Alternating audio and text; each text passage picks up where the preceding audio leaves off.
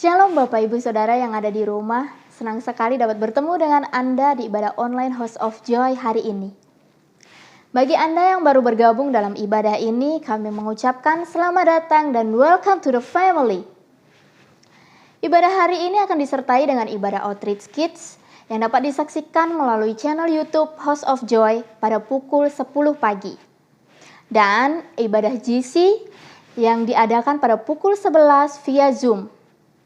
Pastikan anak Anda terkoneksi dalam ibadah online House of Joy. Dan mari kita siapkan hati kita untuk memuji dan memuliakan nama Tuhan. Kita bersatu dalam doa. Tuhan, kami mengucap syukur ya Bapa untuk berkat kasih anugerah yang Tuhan sediakan atas kami ya Bapa. Kalau pada hari ini kami boleh bersama-sama beribadah online Tuhan. Bapa, kami mau siapkan hati kami dan juga sikap kami yang terbaik Tuhan untuk kami boleh mengikuti ibadah ini dari awal sampai akhir dengan baik Bapa. Dan dalam nama Tuhan Yesus kami mengucap syukur, haleluya, amin. Selamat beribadah, Tuhan Yesus memberkati.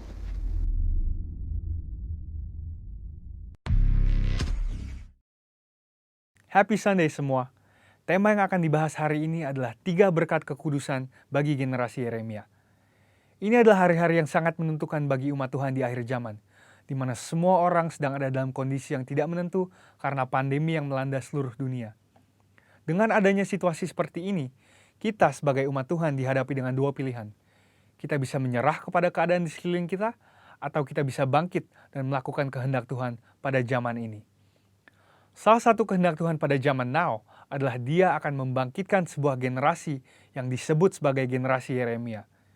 Ini adalah sebuah generasi anak-anak muda yang dipersiapkan untuk penuaian yang terbesar di akhir zaman ini. Ciri-ciri generasi Yeremia seperti yang disampaikan oleh gembala sidang kita adalah anak-anak muda yang dipenuhi dengan Roh Kudus, cinta mati-matian kepada Tuhan Yesus, tidak kompromi terhadap dosa, dan akan bergerak untuk memenangkan jiwa. Tuhan mempunyai rencana yang hebat untuk generasi ini. Namun iblis mengetahui hal tersebut. Oleh sebab itu, dia berusaha dengan segala macam cara untuk menghancurkan generasi ini dengan dosa dan segala daya tariknya.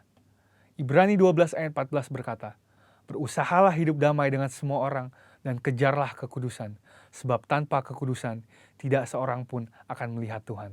Ayat di atas adalah bukti di antara begitu banyak firman Tuhan yang menunjukkan bahwa kekudusan adalah perintah dan syarat yang dari Tuhan kalau kita mau melihat kuasa dan kemuliaannya dinyatakan. Sebaliknya, dosa adalah penyebab utama gagalnya atau tertundanya rencana dan kehendak Tuhan di dalam kehidupan orang percaya. Sayangnya, banyak anak Tuhan tidak menyadari hal ini. Iblis akan selalu berusaha untuk menutupi kebenaran ini dengan berbagai tipu muslihatnya. Jadi apa sebenarnya yang iblis sedang berusaha untuk melakukan? Pertama-tama, iblis mau menghancurkan masa depan generasi Yeremia. Iblis memang tidak maha tahu, tetapi dia tentu mengetahui banyak hal. Dia mengetahui kekuatan dan kelemahan kita. Dan beberapa contoh senjata yang sering dipakai iblis melawan generasi muda adalah kekerasan, narkoba, imoralitas seksual, dan banyak hal lainnya. Lalu apakah yang terjadi ketika kehidupan generasi muda dikuasai oleh dosa? Yang pertama adalah hatinya menjadi keras. Hal pertama yang direbut iblis ketika seseorang hidup dalam dosa adalah hatinya. Sebab dosa menjauhkan kita dari Tuhan dan membuat kita dingin terhadap firman Tuhan. Kekerasan hati akan membuat kita susah untuk diajar dan dibentuk oleh kebenaran firman. Yang kedua adalah hidupnya tidak menjadi maksimal. Yohanes 15 ayat 5 berkata, "Akulah pokok anggur dan kamulah ranting-rantingnya. Barang siapa tinggal di dalam aku dan aku di dalam dia, ia akan berbuah banyak. Sebab di luar aku, kamu tidak dapat berbuat apa-apa." Kehendaknya adalah supaya kita hidup dalam segala kelimpahan, baik jasmani maupun rohani. Tetapi dosa menjauhkan kita dari semua itu. Tetapi pilihannya ada di tangan kita masing-masing. Mari kita menabur yang baik, maka kita akan menuai keberhasilan dan kebaikan bagi kemuliaannya. Yang ketiga adalah kebinasaan kekal. Dosa pada akhirnya akan membawa kita kepada kematian, yaitu hukuman yang kekal di neraka. Banyak orang sekarang bersembunyi di balik pengajaran yang berkata, sekali selamat tetap selamat. Tetapi seperti yang dikatakan oleh firman Tuhan di Filipi 2 ayat 12, kita mempunyai tanggung jawab untuk mengerjakan keselamatan itu. Oleh sebab itu, bangunlah dan hidup dalam kekudusannya. Saudara, ada 3 berkat yang akan kita terima ketika kita memutuskan untuk hidup dalam kekudusannya. Yang pertama, kita akan siap untuk menerima kepercayaan yang besar dari Tuhan. Seperti yang dikatakan di Matius 25 ayat 21. Tuhan mau mempercayakan hal yang besar kepada kita, tetapi itu semua harus dimulai dari ketaatan kita akan firman-Nya. Sekali lagi, pilihannya ada di masing-masing tangan kita. Yang kedua adalah kekudusan akan mendatangkan berkat dan anugerah Tuhan yang berlimpah. Menurut Yesaya 48 ayat 18-19, damai sejahtera dan kebahagiaan akan terus berlimpah bagi mereka yang mentaati firman Tuhan. Ketika kita memilih untuk hidup dalam kekudusannya, maka berkat dan penyertaannya senantiasa melimpah dalam hidup kita, bahkan jauh sampai keturunan selanjutnya. Yang ketiga adalah kita akan mengalami kuasa dan kemuliaannya. Tuhan Yesus memanggil kita untuk menjadi saksinya. Dia mau memanifestasikan kuasanya melalui hidup kita. Dan itulah sebabnya dia memanggil dan mengutus satu generasi di akhir zaman, yaitu generasi Yeremia. Generasi anak-anak muda untuk menggenapi rencananya bagi dunia ini, yaitu penuaian yang terbesar dan terakhir sebelum kedatangan Tuhan Yesus yang kedua kalinya. Oleh sebab itu, ambillah keputusan untuk hidup di dalam kekudusan Tuhan, supaya rencananya yang indah digenapi di kehidupan kita semua. Selamat hari Minggu dan Tuhan Yesus memberkati.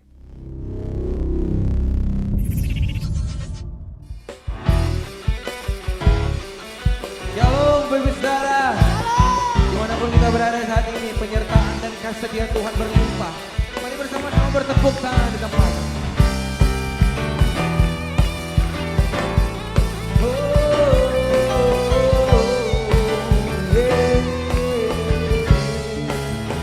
Sama-sama katakan, ku diberi kuasa Raja mulia, menaklukkan musuh di bawah kakiku.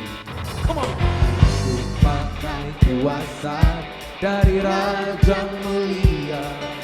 Bila Allah ada bersamaku, siapa jadi lawanku? Semuanya. Sungguh besar Kau Tuhanku, Engkau perisai hidupku. Ku berdiri dengan iman, iman dalam Yesus Tuhan.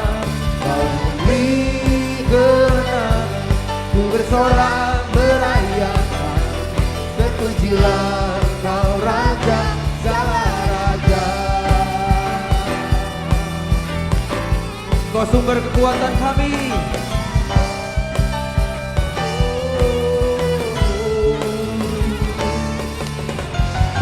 Diberi kuasa dari Raja mulia, menaklukkan musuh di bawah kaki.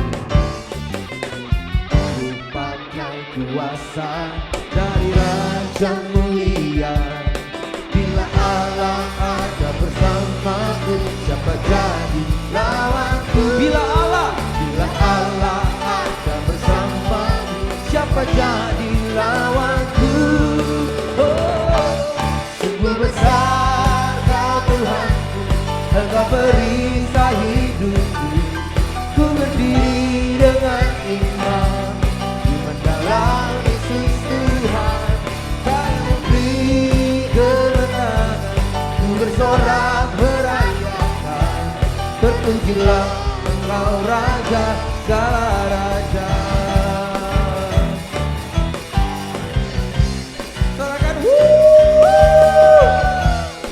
Kau dahsyat Tuhan. Yeah.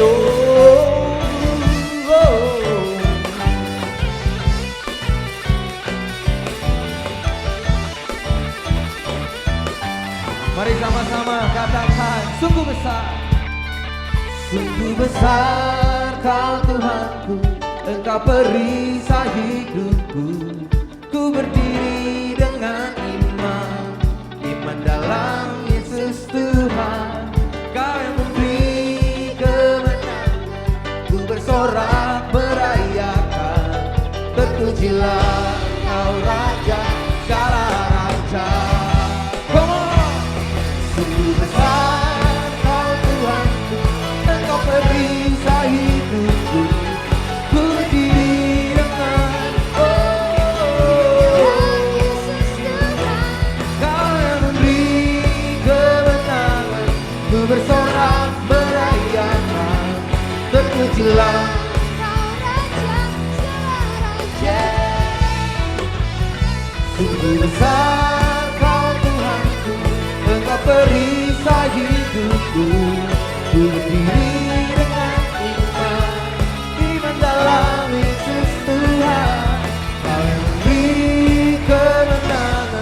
ku bersorak merayakan.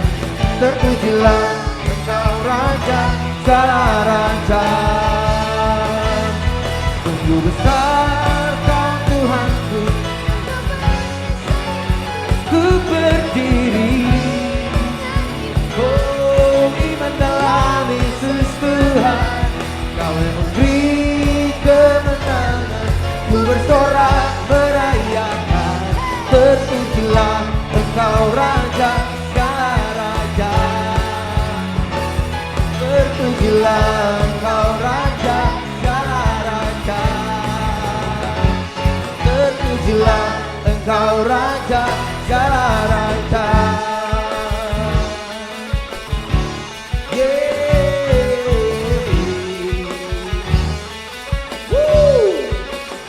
Kami berikan tepuk tangan yang dahsyat untuk Tuhan yang dahsyat.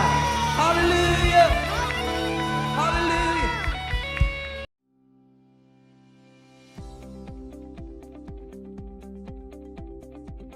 Kami mengajak anak-anak muda untuk terus mengikuti Outreach at Home pada hari Sabtu pukul 4 sore via Zoom dan juga live talk pada hari Kamis pukul 7 malam via Instagram @outreachjkt.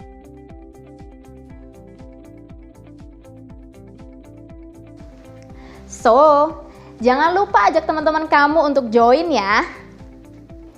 Minggu ini adalah Minggu Core. Bagi Anda yang belum tergabung di dalam Core, Anda dapat menghubungi nomor telepon yang tertera di layar atau ikuti informasi yang tersedia di Instagram @gbi_hoj.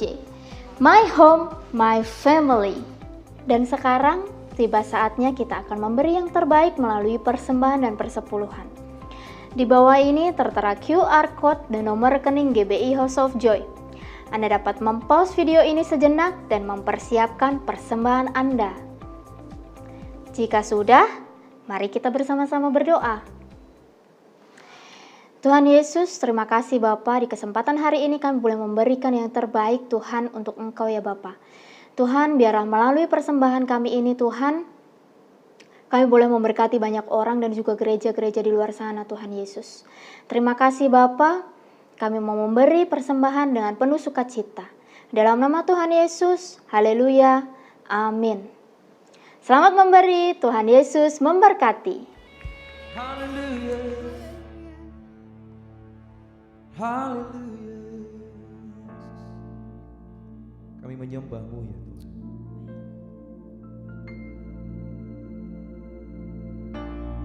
Kami tahu Engkau bersama dengan kami. Memuji kebesaran-Mu, Allah yang bersama dengan kami.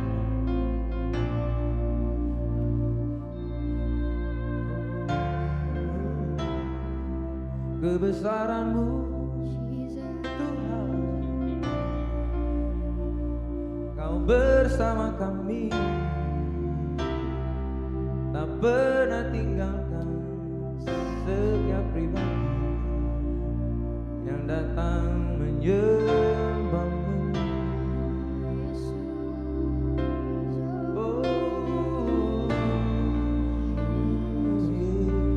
Kau sumber kekuatan,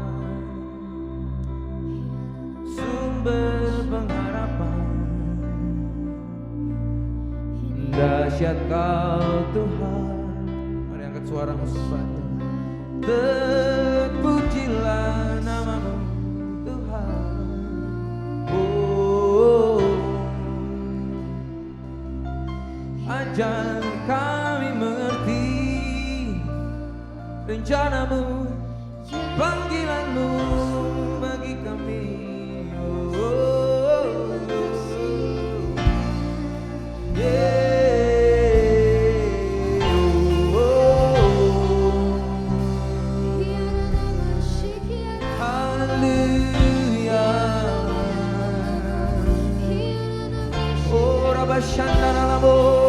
Angkat suaramu, sembah Dia.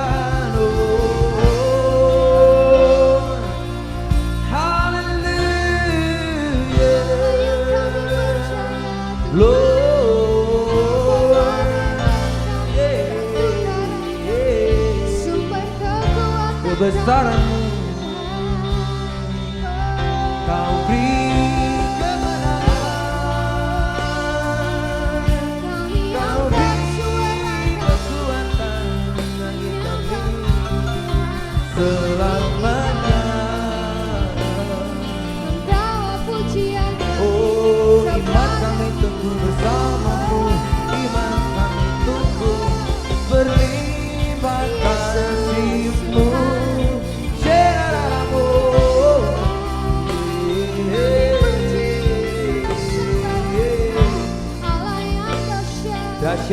Tuhan. Sebab Engkau yang membawa kami kepada kemenangan demi kemenangan, Tuhan Yesus. Engkau yang memampukan setiap kami melangkah, Tuhan Yesus. Bawa kami lebih lagi, Tuhan. Ini setiap kami, Tuhan, kami berserah kepada-Mu, Tuhan.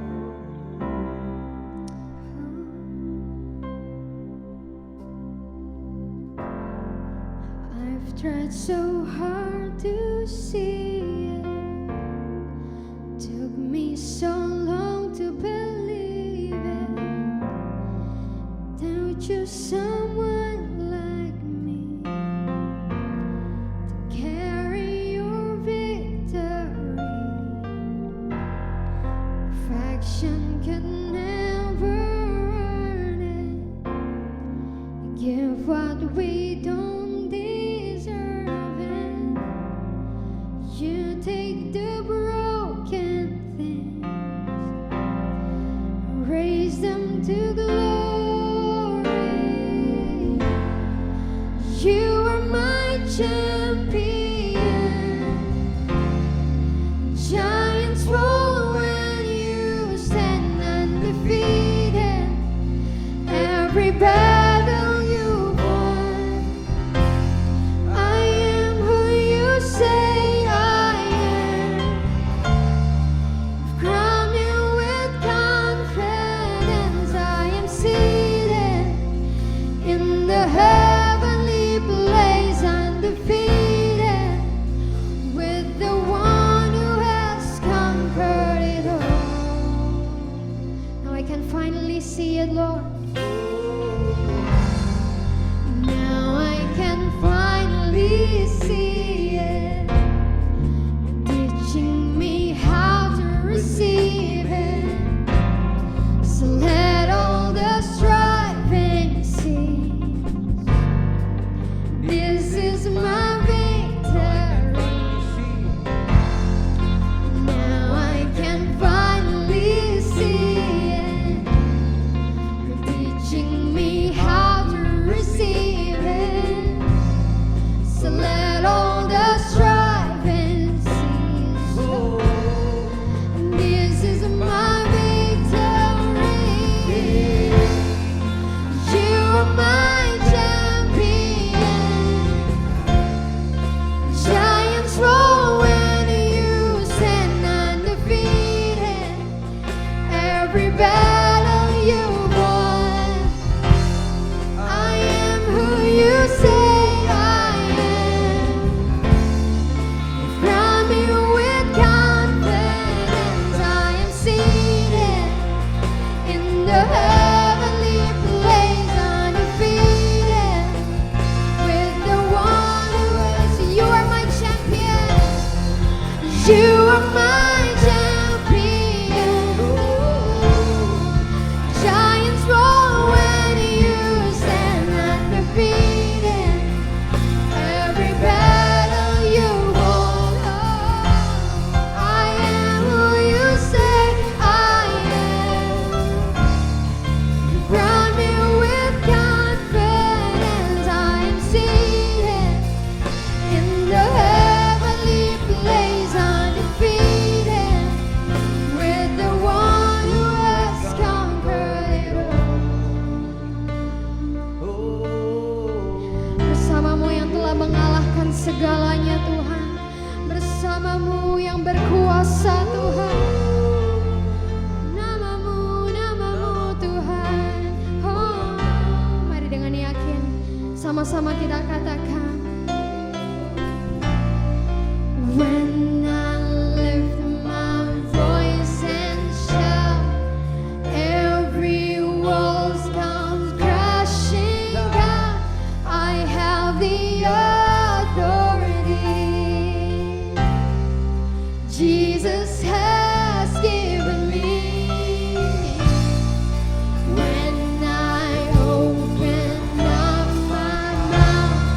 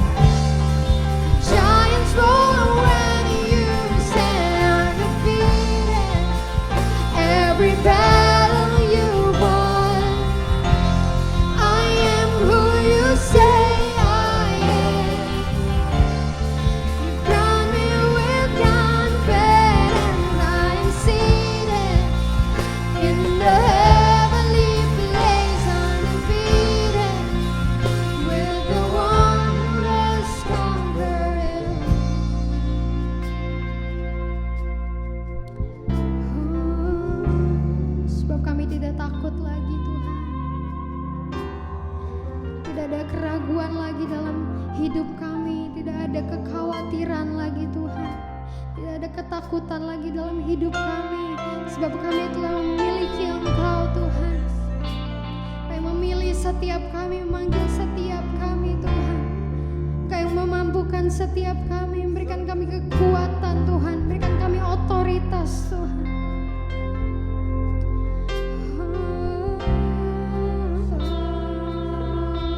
Mari saudara-saudara, kita naikkan sembah kita nyatakan kebesaran-Nya. Buat segala sesuatu yang Kau boleh nyatakan dalam hidup kami Tuhan. Kami percaya Engkau tidak pernah meninggalkan setiap kami. Engkau yang memberikan kami kekuatan, Engkau yang memberikan kami hikmat Tuhan, untuk berkata-kata, untuk melakukan, untuk melangkah Tuhan Yesus. Kami yakin kami berjalan bersama-sama dengan Engkau. Siapakah lawan kami Tuhan? Siapakah lawan kami Tuhan? Ketika Engkau ada di pihak kami Tuhan, ketika Engkau yang melangkah bersama-sama Tuhan, depan kami menuntun setiap langkah kami. Siapa lawan kami Tuhan? Siapa yang dapat Tuhan menggoyahkan iman kami Tuhan? Siapa yang membuat kami dapat khawatir, bisa takut Tuhan, kalau kami berpegang teguh kepada Engkau Yesus? Sebab Engkau telah memenangkan setiap Tuhan battlefield Tuhan, setiap peperangan Tuhan Yesus, Engkau telah menang Tuhan. Kami percaya kami menang bersama dengan Engkau Tuhan. Ketika mata kami tertuju kepada Engkau Tuhan, tangan-Mu Tuhan Yesus terus menjangkau setiap kami, setiap hati Tuhan.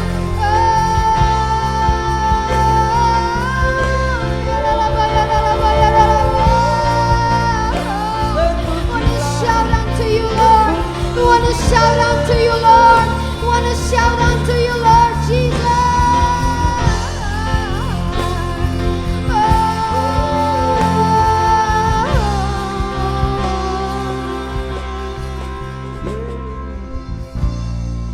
When I lift up my voice, every walls are crashing down. I have the authority. Jesus has given me. When I open up my mouth, when I open up my mouth, miracles are breaking out. I have the authority. Jesus has given me. When I live, ketika kami mengangkat suara kami bersama-sama Tuhan, every wall comes crashing down. I have the authority. Jesus has given me. When I open up my mouth, miracles start breaking out. I have the authority.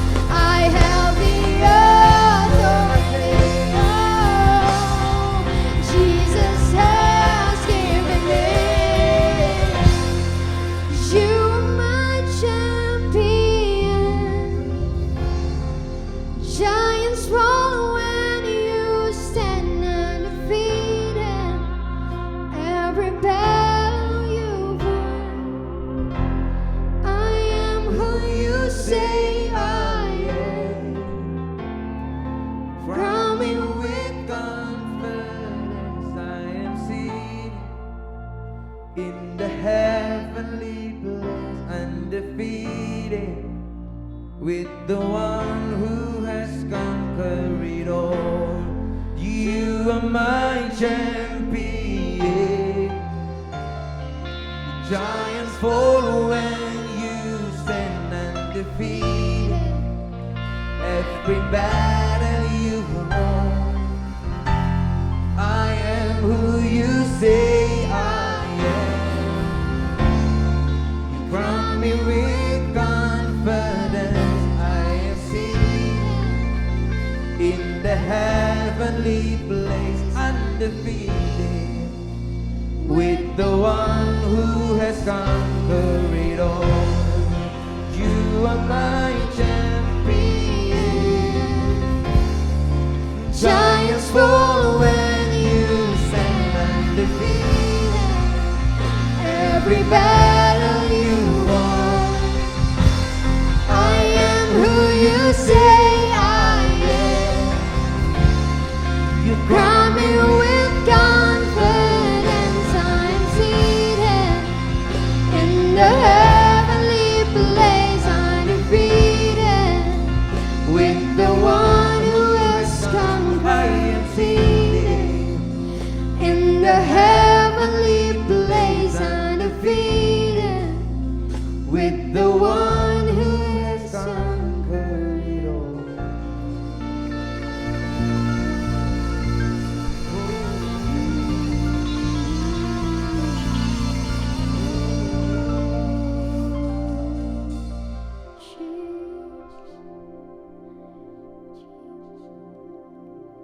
Kau yang memberikan kemenangan kepada setiap kami.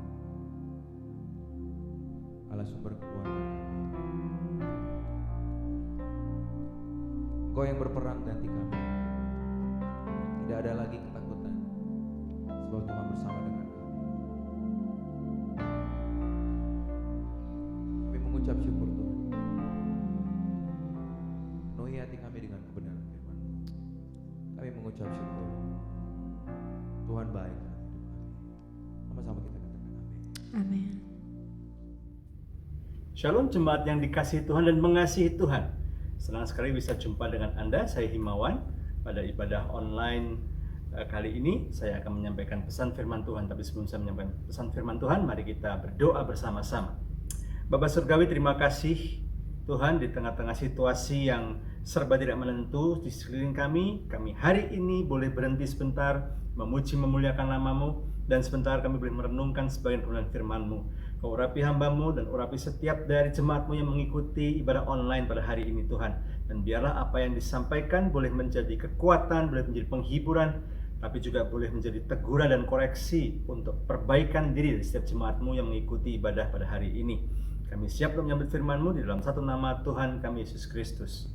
Amin. Dan saya percaya setiap dari Anda hari-hari ini dalam keadaan yang sehat secara fisik, tapi mungkin Anda juga pasti sama seperti banyak orang yang lain di luar sana yang cemas. Apalagi besok kita sama-sama tahu di beberapa kota, di Jakarta khususnya, itu menerapkan kembali PSBB mulai besok. Dan kita sama-sama tahu juga bahwa pandemi COVID-19 ini sudah berlangsung 6 bulan, tapi sepertinya belum ada tanda-tanda virus ini mau pergi dari negara kita. Masih betah, masih kerasan di Indonesia. Itu kenapa ada banyak sekali kekhawatiran-kekhawatiran. Begitu beberapa hari yang lalu diumumkan akan ada PSBB ketat lagi hari besok ini, langsung beberapa teman-teman memwa saya, aduh gimana nih kok Him, gimana nih Pastor Him, waduh stres nih, saya trauma, masa saya mesti kayak kemarin lagi sebelum PSBB transisi, saya harus begini lagi, begitu lagi, dan sejumlah ketakutan. Lalu kemudian beberapa teman-teman mulai mempertanyakan ini, Tuhan gimana sih?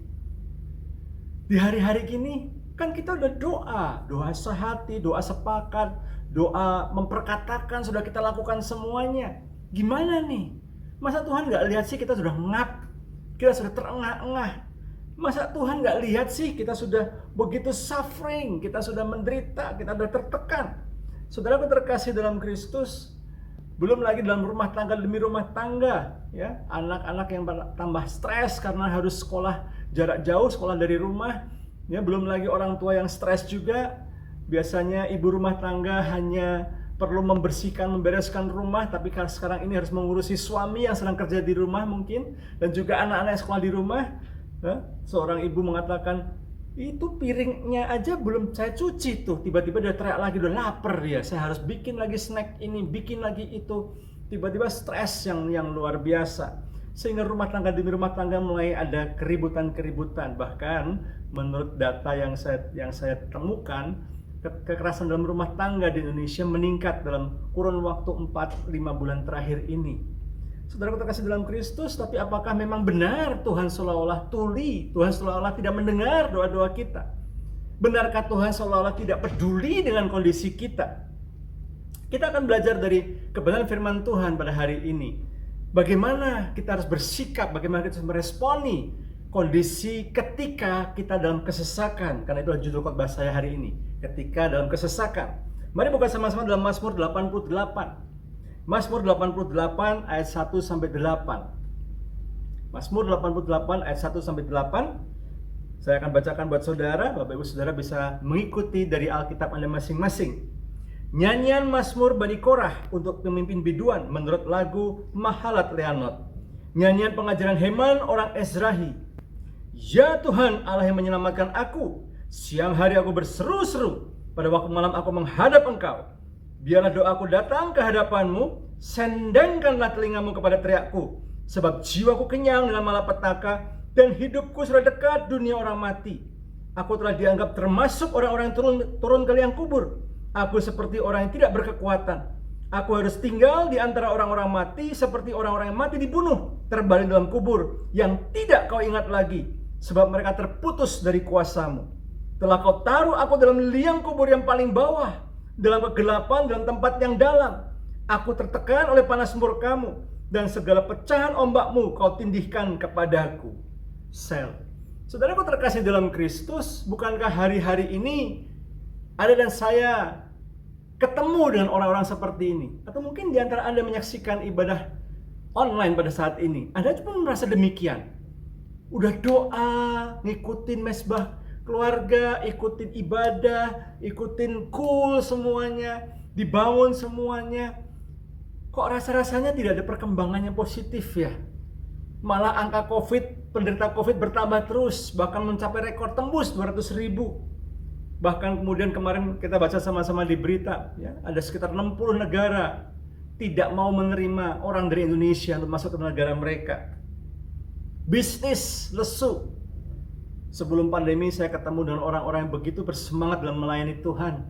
Mereka merasa diberkati Tuhan. Mereka merasa betul-betul mengalami kebaikan Tuhan.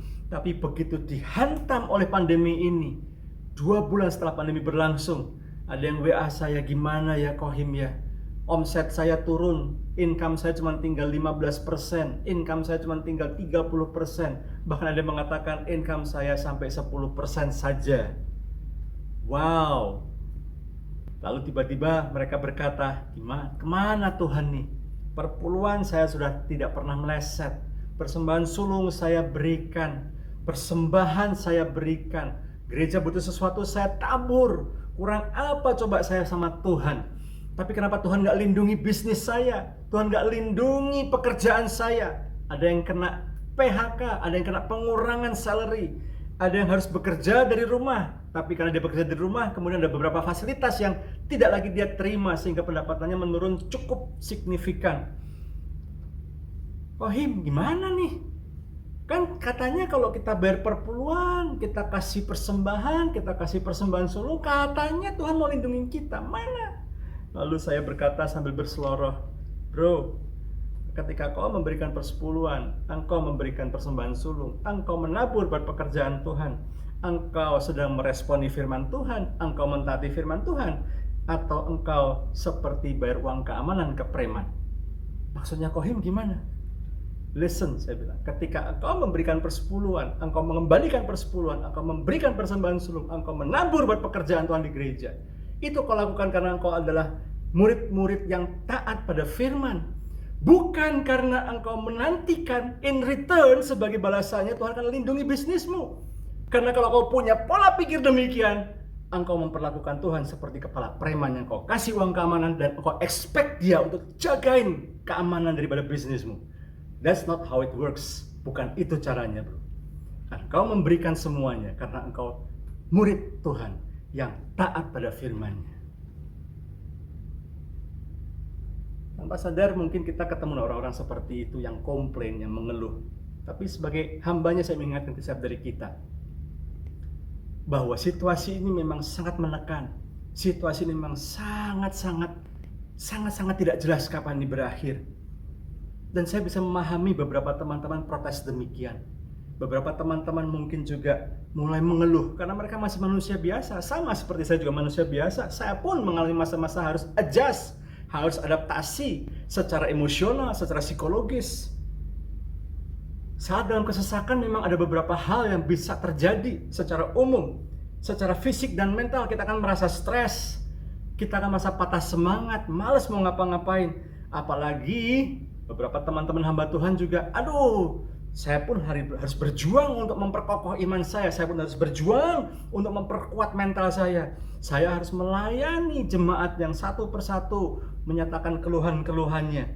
Lalu saya sambil berselawat saya berkata, kita lagi ngalamin seperti Daud di Gua Adulam ya bro ya.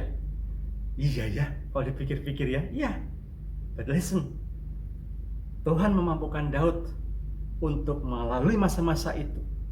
Tuhan bisa mengubah orang-orang yang bermasalah, yang curhat sama Daud, yang lagi stres juga mestinya di Gua Adulam. Tapi Tuhan bisa buat mereka menjadi prajurit-prajurit yang setia kepada Daud. Sehingga Daud punya triwira, Daud punya pasukan yang setia kepada dia. Listen, minta Tuhan juga untuk kasih engkau hikmat dan kasih kau kemampuan yang sama. By the way, memang itu demikianlah adanya. Pasti orang yang tertekan akan merasa depresi, sakit, apatis, oversensitif, ya kan? Ada yang posting apa gitu ya, padahal jelas-jelas tuh di postingannya tuh, throwback 2019, throwback 2018 misalnya, mengenang masa-masa masa jalan-jalan, ada komentar nyinyir di situ. Itu ya enak ya bisa jalan-jalan ya. Ada yang ketika kesaksian di dalam ibadah cool, kesaksian bagaimana dia mengalami kasih Tuhan di tahun 2019 jalan-jalan ke luar negeri. Itu pun ada yang respon. Udah tahu situasi kayak gini, kok ya kesaksiannya jalan-jalan ke luar negeri. Gak peka ya. Ya ampun, ya oversensitif. That's human being. Itulah manusia. Dalam terkan bisa menjadi oversensitif. Iri sehingga sinis dan nyinyir. Belakangan ini Anda posting apapun, Anda akan temukan ada komentar-komentar nyinyir, komentar-komentar yang mungkin menyalahkan pemerintah, nggak becus. Saudara terkasih dalam Kristus, beberapa teman mengatakan, pemerintah gimana sih? Saya bilang, oh kalau kau komplain sama pemerintah, mau nggak sekali-sekali tukar posisi sama orang-orang di pemerintahan, ngadepin orang-orang plus 62 yang kelakuannya seperti itu, yang tegar tengkuk, mungkin bahkan lebih bandel daripada orang Israel. Nggak bisa dikatakan ini salah pemerintah semuanya. But satu sisi saya bisa mengerti karena mereka tertekan, mereka menjadi nyinyir, mereka menjadi komen yang negatif. Secara spiritual bergumul dengan Tuhan, orang dalam kesesakan, mulai meragukan Tuhan, bahkan kecewa dengan Tuhan, bahkan mungkin mulai mundur dari Tuhan. Saudara terkasih dalam Kristus, kita akan belajar hari ini bahwa kesesakan atau tekanan itu ada maksud Tuhan yang indah di baliknya. Mungkin Anda mengatakan begini, enak Pak Surhim ngomong, Pak Surhim mungkin kayaknya nggak pernah susah. Siapa bilang? Saya jalan masih napak tanah, dicubit masih sakit. Saya masih manusia biasa, Bapak Ibu Saudara. Saya pun juga mengalami pergumulan. Tetapi saya mengingatkan sebagai hambanya pada saat ini, bahwa yang namanya penderitaan kesesakan itu pasti akan kita alami selama kita hidup di dunia ini. Ya kan? Dalam Yohanes pasal 16 saja Yesus mengingatkan kepada murid-muridnya dalam perjamuan terakhir sebelum Yesus ditangkap. Dalam dunia kamu menderita penganiayaan, tetapi kuatkanlah hatimu. Aku telah mengalahkan dunia. Artinya apa? Yesus ngomong ke murid-muridnya, termasuk saudara dan saya murid-murid Kristus juga. Selama hidup dunia ini pasti kita akan mengalami namanya penderitaan. Satu-satunya kesempatan kita tidak lagi mengalami penderitaan adalah ketika kita sudah masuk rumah masa depan tipe 21 alias 2x1. Anda boleh pilih mau di Kerawang atau di San Diego Hills atau di mana gitu. Tapi itulah kesempatan di mana kita benar-benar bebas tidak lagi merasakan penderitaan di dunia ini. Tapi selama kita di dunia ini pasti akan ada namanya penderitaan, kesesakan. That's life. Unfair, pastor. Unfair tapi kohim. Kita yang hidupnya benar-benar kok ngalamin. Kenapa enggak Tuhan buat pembedaan aja tuh seperti waktu di Mesir kemarin. Yang orang Israel nggak ngalamin, yang orang Mesir ngalamin. Kenapa nggak dibuat begitu? Waduh, saya nggak bisa jawab. Karena saya bukan Tuhan dan saya nggak tahu. Tetapi satu hal yang saya tahu selama kita di dunia ini pasti kita ada penderitaan. Dan yang kedua, penderitaan kesesakan itu adalah cara Tuhan untuk menguji iman kita. Masih ingat kisah perumpamaan Yesus tentang dua buah rumah? Yang satu dibangun di atas karang, yang satu dibangun di atas pasir. Saya tanya ya Bapak Ibu ya, yang menyaksikan ibadah online saat ini. Rumah yang mana yang kena banjir, yang kena badai? Siapa yang mengatakan rumah yang dibangun pasir? Siapa yang mengatakan rumah yang dibangun di atas karang? Siapa yang bingung dengan pertanyaan saya? Mungkin ada saat ini Anda ngobrol sana sini sambil berkata, Pak Surim aneh pertanyaannya gitu ya. Ya, balik lagi ke Alkitab di Matius pasal 7, Anda bisa baca di sana dengan jelas sekali. Yang kena banjir, yang kena badai, dua-duanya. Artinya apa? Bahwa rumah di atas batu karang pun tetap akan mengalami badai. Tuhan nggak akan begini. Oh, itu udah bener rumahnya udah sekarang, dilewatin banjirnya, dibelokin. Yang ada pasir aja yang kena badai, kena banjir, biar mereka tahu rasa. Nggak begitu. Semua ngalami. Tetapi Tuhan bisa izinkan banjir badai kehidupan itu sebagai alat dari Tuhan. Alatnya untuk ngasih tahu ke saudara dan saya. Kita mungkin merasa selama ini kita pikir kita sudah bangun rumah kita di atas batu karang. Kita pikir kita build our trust, build our kepercayaan diri kita di atas batu karang, yaitu Kristus. Tapi kita nggak sadar, tanpa kita sadari, rupanya kita bukannya bangun di atas batu karang. Mungkin ada beberapa batu-batu besarnya, tapi mostly masih pasir. Buktinya apa? Begitu dihantam badai, limbung.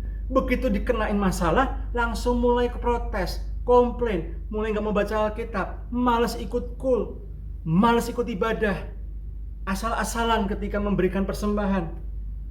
Di situ sebenarnya Tuhan mau kasih tahu, Tuhan mau tunjukin saudara dan saya, ini loh, yang kamu pikir nih kamu udah benar, nih kamu masih belum benar di sini. Seringkali Tuhan izinkan badai itu untuk menguji iman kita, seberapa kuatnya kita, seberapa dewasanya kita. Penderitaan dan kesesakan itu yang ketiga, justru membuat kita bertumbuh makin dewasa dan makin kuat. Saudaraku, ada sebuah statement berkata begini, the tiny seed knew that in order to grow, it needed to be dropped in dirt, covered in darkness, and struggle to reach the light. Ketika benih itu ditanam di bawah tanah, dia mengalami kegelapan. Dan dia harus berjuang, harus keluar tuh akarnya, dia harus pecahkan itu benihnya. Bakal batangnya juga harus pecahkan, dia harus berjuang keluar dari benih itu. Dia harus berjuang untuk merambat ke atas, keluar dari tanah ini, dan dia mulai bisa bertumbuh menjadi batang yang memperoleh sinar matahari.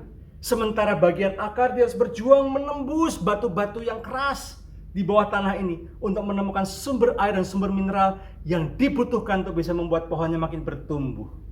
Saudara terkasih dalam Kristus, Yakobus pasal 1 ayat 2-4 berkata begini, saudara-saudaraku, anggaplah sebagai suatu kebahagiaan apabila kamu jatuh ke dalam berbagai-bagai pencobaan, sebab kamu tahu bahwa ujian terhadap imanmu itu menghasilkan ketekunan. Tuhan mau shape saudara dan saya untuk tidak menjadi anak-anak gampangan.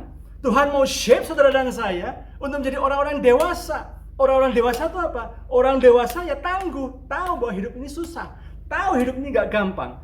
Gak tinggal mengadakan tangan dan kemudian langsung ciblok apa yang kita minta. Kayak orang Surabaya bilang ciblok, jatuh gitu, plek gitu. Itu anak-anak. Tapi orang dewasa tahu life is struggling.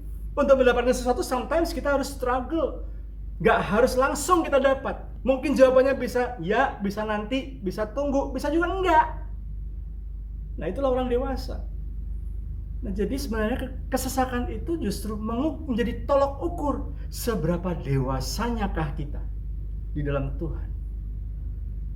ada gesekan, ada singgungan, ada tabrakan terjadi. Di situ engkau bisa melihat cara orang meresponi, cara orang bereaksi terhadap singgungan, gesekan, tabrakan itu. Itu menunjukkan seberapa dewasanya dia di dalam Tuhan. Saya berdoa jemaat yang menonton ibadah online saat ini, Anda menyadari bahwa kalau Tuhan izinkan kesesakan seperti ini, itu justru sedang men-shape Anda untuk Anda makin dewasa, Anda makin kuat. Karena ingat, kedatangan Yesus kali yang kedua digambarkan seperti sebuah pernikahan, dan hanya orang-orang dewasa yang boleh menikah. Saya berdoa jemaat yang menonton ibadah online saat ini, Anda semua termasuk jemaat-jemaat yang dewasa, sehingga Anda bisa menjadi pengantin yang layak untuk menikah dalam pernikahan anak domba. Yang setuju katakan amin. Kok aminnya kok lemah sekali? Amin. Lebih kuat lagi. Amin. Nah, gitu. Ya. Yang berikutnya lagi, penderitaan kesesakan itu mengingatkan kita untuk berpegang kepada tak tergoncangkan. Saudaraku terkasih dalam Kristus, tadi ingat cerita saya, beberapa teman yang sepertinya oke ketika belum pandemi ya, waduh semangat dalam melayani, begitu dihajar oleh pandemi, dikikis habis, income-nya cuma tinggal 15%, 20%, bahkan 10%, mulai sadar, mulai terbangun. Ternyata selama ini membuat saya pede, bukan iman saya kepada Kristus, tapi karena deposito saya masih cukup, karena tabungan saya masih kuat. Begitu itu digoncangkan, limbung semuanya. Tanpa sadar mungkin kita sudah, tanpa sadar ya, kita mengandalkan hidup kita pada hal-hal yang bisa digoncangkan. Ibrani 12 ayat 27, Tuhan berkata, sekali lagi aku akan goncangkan supaya orang tahu mana yang bisa digoncangkan. Aku akan goncangkan yang bisa digoncangkan supaya orang ingat dan berpegang pada yang tak tergoncangkan itu. Ini waktunya kita review ulang, kita perbaiki seberapa kenceng kita pegangan sama Tuhan, seberapa dekat kita mengandalkan Tuhan, seberapa kita all out gak sama Tuhan. Ini waktunya Tuhan memilah mana kambing, mana domba, mana gandum, mana alang-alang. Saudaraku terkasih dalam Kristus, saya berdoa setiap jemaat mengikuti ibadah online saat ini, Anda adalah domba-domba, Anda adalah gandum-gandum, Anda adalah pengikut Kristus, bukan cuma fansnya Kristus yang bisa pergi ketika mendengar kata-kata keras, yang bisa meninggalkan ketika dihantam oleh masalah. Lalu pertanyaan berikutnya, oke, Kohim, oke, Pastor Him, setelah kami tahu apa tujuannya daripada penderitaan atau kesesakan, what should we do? Bagaimana kami harus bersikap? Nomor 1, tetap connect sama Tuhan. Saudara terkasih dalam Kristus, secanggih-canggihnya, sehebat-hebatnya baterai sebuah handphone, saya belum pernah itu ya menemukan ada handphone yang tanpa harus di-charge bisa dipakai seumur hidup. Nggak bisa. Baterai sehebat-hebatnya baterai tetap punya limited, punya keterbatasan. Supaya dia bisa tetap menyalakan handphone, dia tetap harus di-charge juga. Laptop juga demikian, keyboard juga demikian. Semua peralatan elektronik bisa berfungsi dengan optimal ketika dayanya cukup. Dan ketika dayanya berkurang, mereka harus charge, colokan listrik untuk menambah dayanya supaya mereka bisa berfungsi. Setiap kali saudara dan saya kita connect sama Tuhan, kita bermezbah, kita bermazmur, kita mengucap syukur, kita ikut ibadah, kita ikut doa pagi, kita bangun mezbah keluarga kita. Itu cara kita membangun untuk tetap connect sama Tuhan. Anda bangun kebiasaan untuk doa. Doa bukan cuma kesempatan Anda nuntut janji Tuhan. Doa bukan kesempatan Anda untuk menuntut hakmu kepada Tuhan. Doa bukan kesempatan engkau untuk telikung tangan Tuhan dan kau kembalikan kata-kata Tuhan dengan bukankah firman berkata, kau paksa Tuhan untuk mengikuti maumu. Tapi doa adalah saran di mana engkau curhat habis-habisan. Daud itu curhatnya sama siapa? Daud gak curhat sama istrinya, Daud gak curhat sama Bawahannya dia curhatnya sama Tuhan. Aku seperti orang yang dikubur di bawah, ditaruh di bawah liang kubur. Aku seperti gak kau hiraukan lagi. Aku seperti gak kau dengar lagi. Aku seperti gak kau pedulikan lagi. Itu curhatnya Daud ketika dia doa. Tapi di balik curhatnya itu, Daud tetap punya pengharapan yang besar kepada Tuhan. Ayo curhatkan unek-unekmu melalui doa-doamu. Jangan di medsos, ya. Jangan di WhatsApp grup engkau bergunjing. Curhat sama Tuhan. Curhat sama gembala boleh. Curhat sama pemimpin komselmu, oke, karena mereka sudah dilatih untuk mendengarkan Anda. Tapi jangan Anda posting di medsos. Ada seorang rekan saya dalam pergumulannya, dia posting di medsos. Ini gimana nih pemerintah, ini begini, ini begitu, sudah lama nggak ada pemasukan, bla bla. Dia curhat di medsos. Saya japri dia, bro. Akan lebih nice ya ketika kau memang betul itu wallmu, memang betul itu akunmu, tapi begitu kau taruh di media sosial, engkau sedang publikasikan dan engkau sedang tunjukkan karaktermu yang sebenarnya. Ayo dewasa yuk, gitu ya. Boleh curhat. You kalau mau curhat silahkan ke saya langsung. I'm your friend, I'm your brother. Oke, apa yang bisa saya bantu, saya akan coba bantu semaksimal saya. Tapi curhatnya jangan sama orang-orang di medsos. Curhatnya sama Tuhan. Amin, saudara. Ya, tetap connect sama Tuhan. Yang kedua, tetap percaya kepada Tuhan meskipun Tuhan seakan-akan menyembunyikan dirinya, seperti penulis Mazmur 88 tadi. Sepertinya Tuhan lagi ngumpet. Tetap percaya kepada Tuhan meskipun Tuhan seakan-akan diam dan murka. Salah saya apa? Salah saya apa? Kayak Ayub ya. Ayub bolak-balik tanya, salahku di mana Tuhan? Saya ingin mengatakan kepada saudara, sometimes Tuhan izinkan terjadi kesesakan dan masalah. Mungkin memang karena kesalahan kita yang kita lakukan. Tapi tidak sedikit juga. Tetapi tidak jarang juga Tuhan izinkan terjadi masalah dan kesesakan. Bukan karena kita salah, tetapi karena kita sedang diuji seberapa kuat iman kita. Saudara yang pernah kuliah, pernah sekolah, ketika Anda mengalami ujian, Anda sedang ulangan, pernah nggak ngalamin ketika Anda ulangan, Anda ujian, guru pengawasnya ngasih tahu Anda jawabannya apa? Enggak. Ya diam aja kan? Gurunya kan diam aja.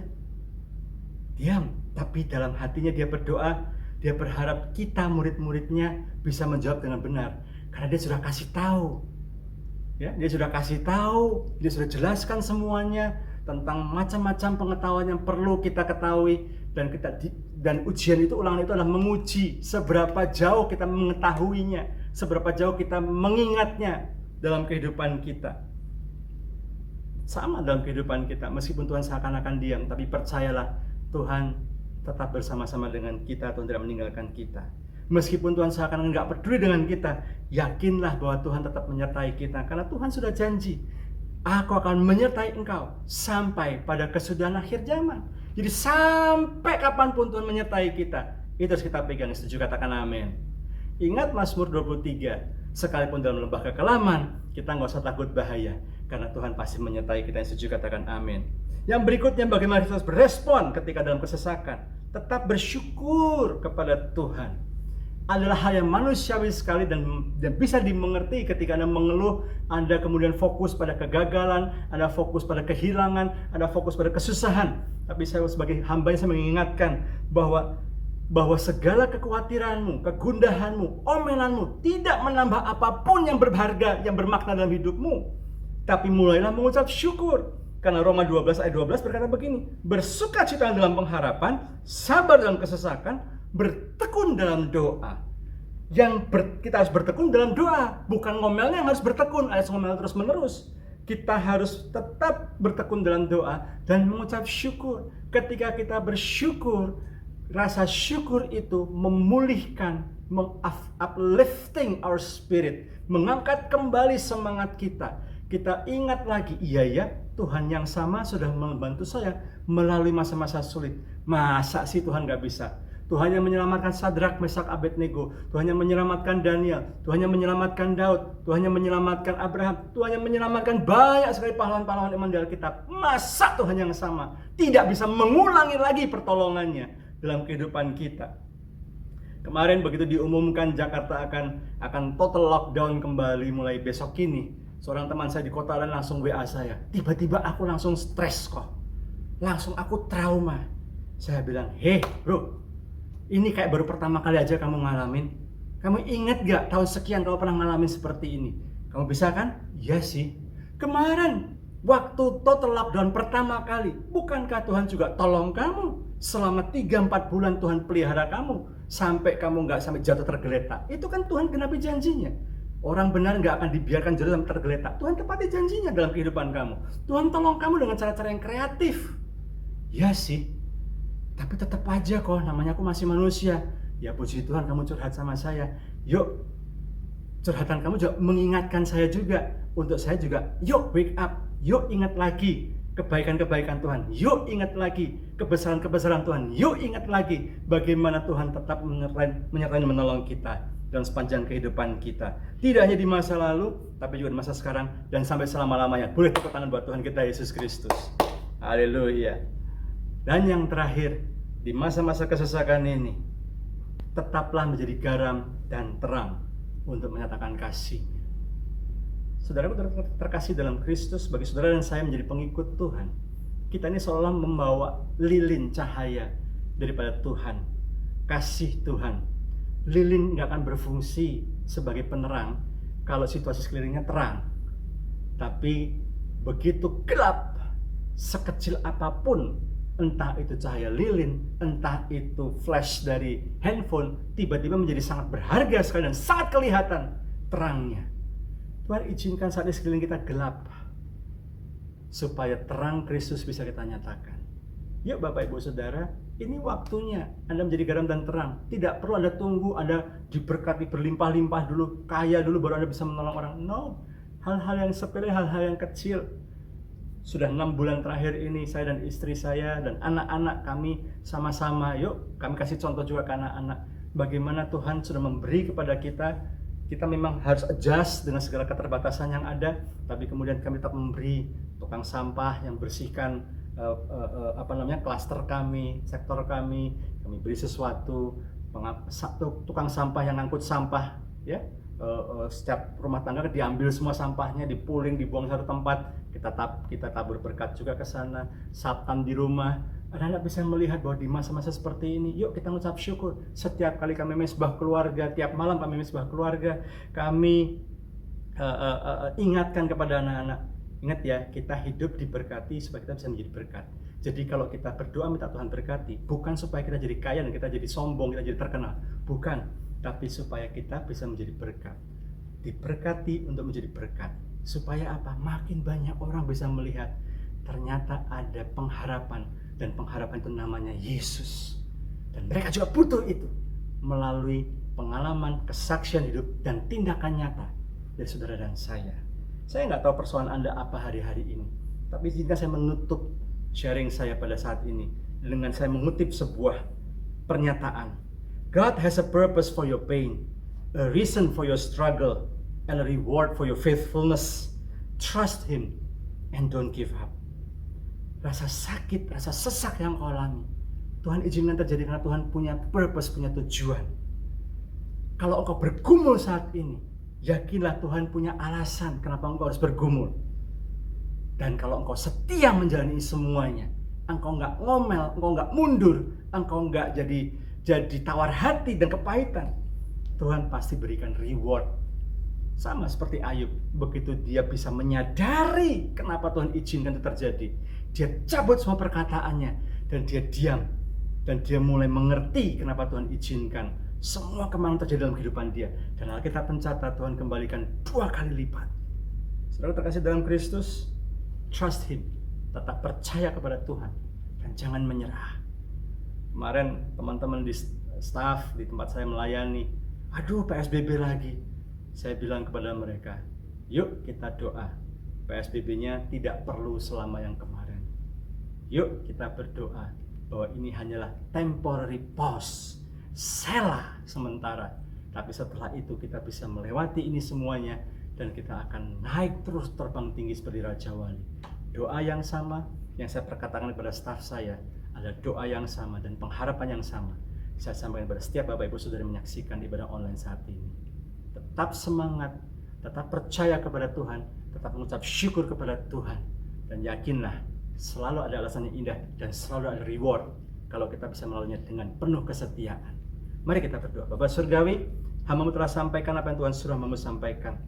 Tapi untuk berikutnya, biarlah Roh-Mu yang Kudus terus bekerja Tuhan, meteraikan setiap kebenaran firman Tuhan dalam hati sanubari setiap jemaat menyaksikan ibadah online saat ini. Dan aku berdoa dalam nama Tuhan Yesus, Engkau tolong setiap jemaat-Mu yang sedang mengalami kesesakan. Engkau berikan penghiburan, Engkau berikan kekuatan. Engkau, Tuhan, Roh-Mu yang Kudus mengingatkan kembali pada prinsip-prinsip firman Tuhan yang selama ini telah mereka dengar, selama ini telah mereka baca, sehingga mereka bahkan lebih dari itu Tuhan, mereka bisa mempraktekkan dalam kehidupan mereka. Aku berdoa setiap jemaat yang menyaksikan ibadah online saat ini, mereka juga tetap menjadi garam dan terang di mana mereka berada, supaya tidak hanya mereka saja, tapi semakin banyak orang yang mengerti dan mengenal Yesus sebagai Tuhan Juru Selamat dalam hidup mereka.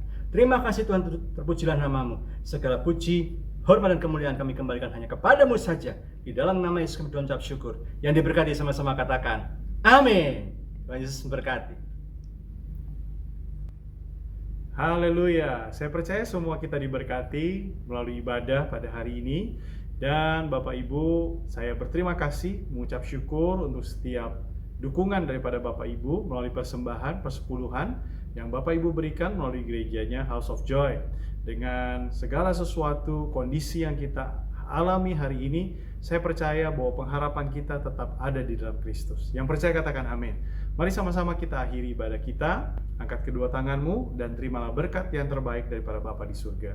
Lanjutkanlah semua aktivitasmu dan terimalah berkat kasih karunia daripada Bapa dan di dalam Anaknya yang tunggal Yesus Kristus, perlindungan, penyertaan daripada Roh Kudus menyertai Bapak Ibu semua dari sekarang sampai selama-lamanya. Dan semua yang menerima berkat Tuhan ini sama-sama katakan amin. Tuhan Yesus memberkati dan menyertai Bapak Ibu semua.